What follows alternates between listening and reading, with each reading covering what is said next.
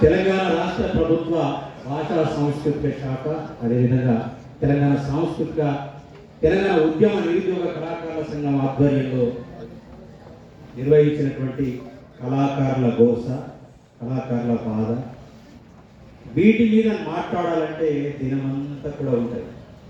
దినమంతైనా అవ్వదు. ఏళ్ళ కిందటి నుండి వేదనాయి బతుకు ఇంకెంత కాలం ఉంటుందో, తెలంగాణ బతుకెంత భారమయ్యిందో. ఉద్యమాపురిటిల్లు చరితల్లో కీర్తిల్లు సాహసారాదారులేగా, తెలంగాణ పొడుగుత పోరుదారేగా. అంటే పొడుగుత మనం పోరాటం చేసుకుంటాం కదా. గద్దరన్న రక్తం పంచుకొని పుట్టినటువంటి వెన్నెలమ్మకు మొదటి సాంస్కృతిక శాఖ చైర్మన్ గా బాధ్యతలు ఇచ్చినందుకు మొదటే, ఎందుకంటే రసమై మాకు మొదటిగా మీరే. ఎందుకంటే ఈ కళాకారుల గోస ఉంచుకున్నటువంటి రసమై మాకు సాంస్కృతిక సారథి చైర్మన్ కాదు, మొట్టమొదటిసారి సాంస్కృతిక సారథి చైర్మన్ గా బాధ్యత చేపట్టినటువంటి వెన్నెలమ్మకు శుభాకాంక్షలు. అదేవిధంగా వెన్నెలమ్మ గద్దరన్న రక్తం పంచుకొని పుట్టినటువంటి బిడ్డ. మనము అన్న కళను పంచుకొని పుట్టినటువంటి బిడ్డలమ్మ. మనమందరము గద్దరన్న వారసులు. చివరిగా నాకు తెలిసి ఏంటంటే గద్దరన్న చివరిగా నా పాటని పాడిందని నాకు తెలుసు. ఎందుకంటే 10 రోజుల ముందే 3 సార్లు వచ్చి పాడాడు. మరి ఎందుకంటే మాస్టర్ జీ గారు చేసినటువంటి సినిమాకు అందుకో దండాలు బాబా అంబేద్కర్ నేను మ్యూజిక్ చేస్తే అన్న వచ్చి 3 సార్లు వచ్చి పాడాడు. మరీ నాకు ఫోన్ చేసి నేను కరెక్ట్ పాడిన అన్ని వచ్చి, అంటే అంత డెడికేషన్ ఉన్నటువంటి వ్యక్తి గద్దరన్న.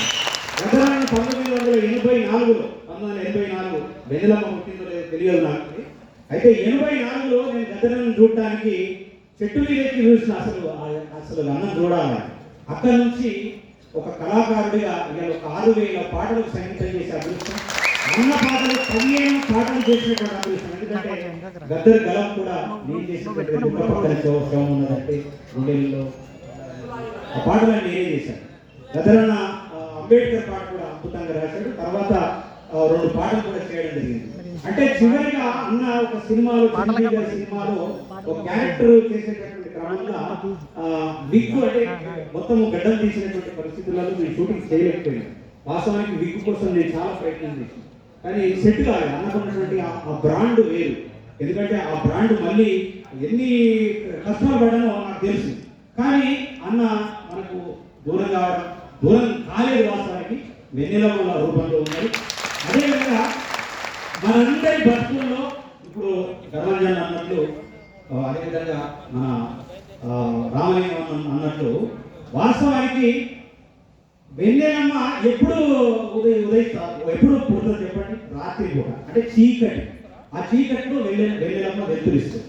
మనందరి జీవితాల్లో ఆ చీకటి అనుభవం ఉన్నది. ఈ రోజు నుంచి వెన్నెలమ్మ మన కామెడీ వెలుగురిస్తుందని చెప్పేసి ప్రత్యేకంగా కోరుతూ, ఎందుకంటే 4600 కిలోమీటర్లు నేను భిక్షాటన చేసిన మన కిరణ్, తర్వాత మన సైదులు, వాళ్ళిద్దరు భిక్షాటన కోసం నా కోసం దేవరపడాల్సినటువంటి రోజులు ఉన్నాయి. 2015లో మొట్టమొదటిసారిగా భిక్షాటన చేసి నాకు ఇస్తాను ఉద్యోగం.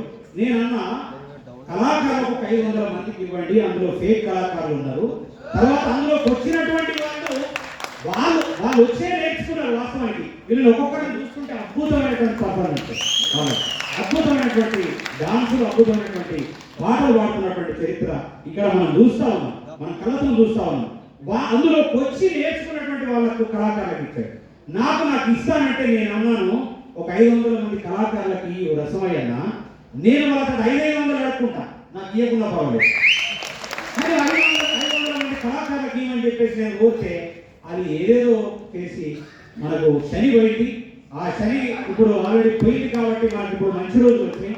దయచేసి మీరందరూ కూడా ఓపికతో ఉండాలి.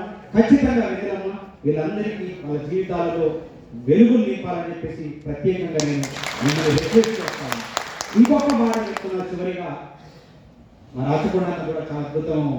ఈ వేదిక మీద ఉన్నటువంటి అందరికీ కూడా నేను ఆల్రెడీ ఏదో చెప్పలేకపోయి మీ అందరికీ కూడా పేరు చెప్పలేకపోయినా ఒక 20 మంది కమిటీ వేయండి. అట్లా రామలింగం అన్న, కిరణ్, ఇట్లా వీళ్ళు ఉద్యమంలో నిరంతరంగా పోరాటం చేసినటువంటి వాళ్ళు. ఒక 20 మందిని మీరు స్వయంగా ఫోన్ చేసి పిలుచుకొని వాళ్ళ ఒపీనియన్ తీసుకొని ఎందుకంటే నా ఉద్దేశం ఏంటంటే గదరన్న వారసురాలిగా ఒక 50 సంవత్సరాల నుంచి అన్నకు ఒక అద్భుతమైనటువంటి పేరు వచ్చింది. ఆ పేరు మాత్రం మనం జరగకూడదు. మనందరి కళాకారులు దాన్ని చిరస్థాయిగా ఉండేటట్టు చేయాలి.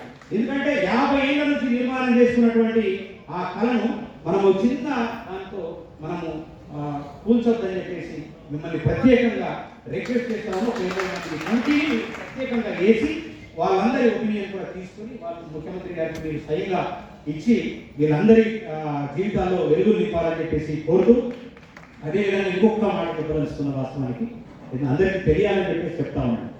సారీ, ఎందుకంటే ఒక గద్దరన్న అవార్డు ముఖ్యమంత్రి గారు ఆల్రెడీ నంది అవార్డు పేరు మీద ఆల్రెడీ చేయడం చాలా సంతోషం. కానీ గద్దరన్న ఆ చిన్న నంది అవార్డు స్థాయిలో ఇచ్చేటటువంటి స్థాయిలో గద్దరన్న ప్రపంచంలో ఉన్నటువంటి గొప్ప గొప్ప కళాకారులకు అవార్డు ఇవ్వాలి.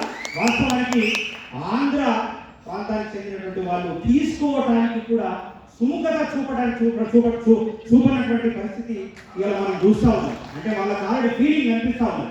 అది యాక్చువల్లీ ప్రపంచవ్యాప్తంగా ఇవ్వవలసినటువంటి అవార్డు. దాన్ని కూడా ఒక్కసారి పునరాలోచించుకోవాల్సినటువంటి బాధ్యత ముఖ్యమంత్రి రేవంత్ రెడ్డి గారికి ఉన్నది. ఒక్కసారి మీరు కూడా గుర్తు చేయవలసినటువంటి బాధ్యత కూడా ఉంది. అదేవిధంగా ఇంకొక మాట లాస్ట్ చివరిగా చెప్తా ఉన్నా, ఆంధ్ర పర్సన్స్ ఆంధ్ర వాళ్ళు ఒక ఆఫీస్ బాయ్ని డైరెక్టర్ చేస్తారు.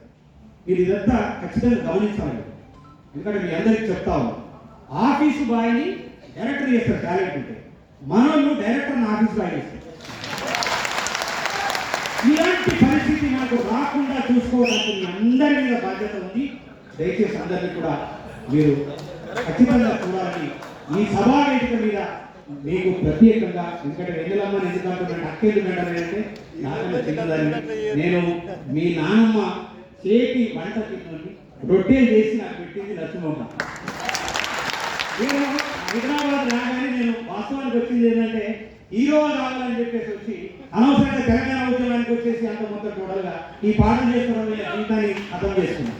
వాస్తవం హీరో రావాలని వచ్చి అప్పుడు అన్న పాడినటువంటి పాట నేను చాలా వేదికలుగా వాడేది.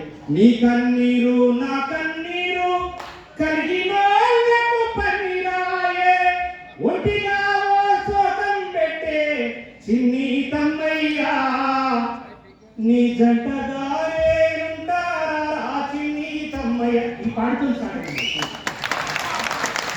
అన్నవాడు విని నేను నా జీవితాన్ని ముందుకు తీసుకొచ్చి మీ నాన్నమ్మ రొట్టె తిన్నాను.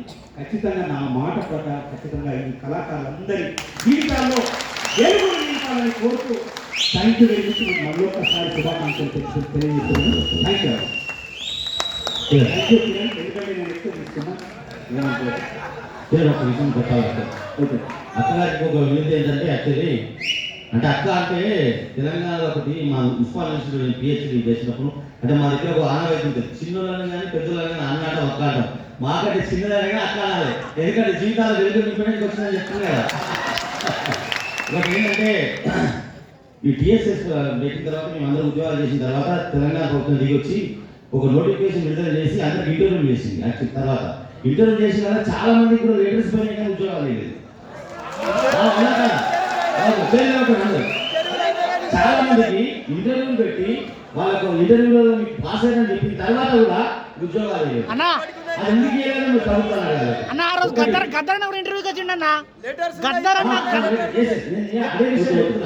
అందరి దగ్గర లెటర్స్ ఉన్నాయి, అందరి ఇంటర్వ్యూలో పాస్ అయ్యారు కానీ ఉద్యోగాలు లేదు, తప్పించుకున్నారు. రెండోది ఏంటంటే టిఎస్ఎస్ లో పనిచేస్తున్నటువంటి కళాకారులు ఇంట్లో ఒకరో ఇద్దరు ఉండొచ్చు.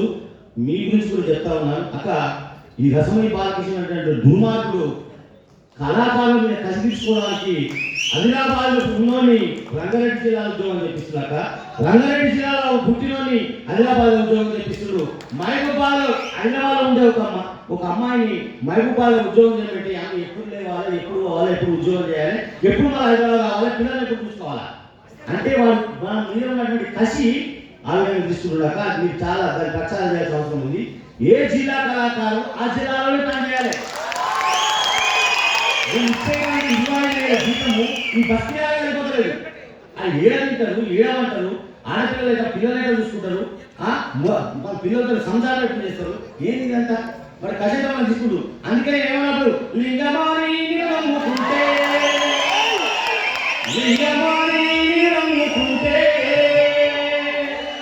లంగవయ్యి పోతున్నా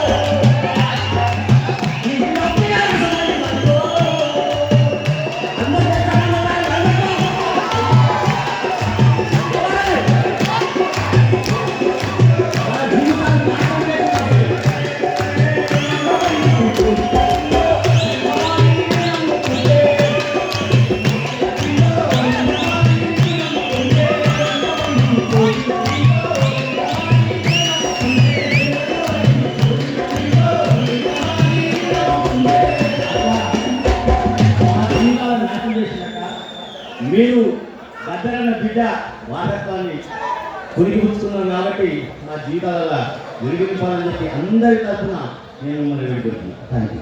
అన్నగారికి గట్టి సపోర్ట్ ఇవ్వాల్సిన కోరుతూ మన రాజకోట గారు ఒక్కటే మాట